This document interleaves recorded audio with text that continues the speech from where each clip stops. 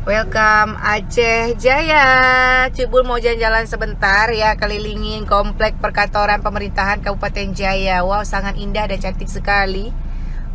Beginilah Aceh, Cik Bul lovers, begitu indah. Perkantoran Pak Gop. Ya, hai Pak Gop. Cukup lagak Cik Bul lovers. Ya, perkantoran. Tu cantik sekali. Bagop naso, buat tanya hana urang. Dalam kantor kosong. Kantor Bupati Aceh Jaya. Sangat bagus sekali. Bagop na urang. Ba tanya aso hana urang. Mantang na lembu seperti itu.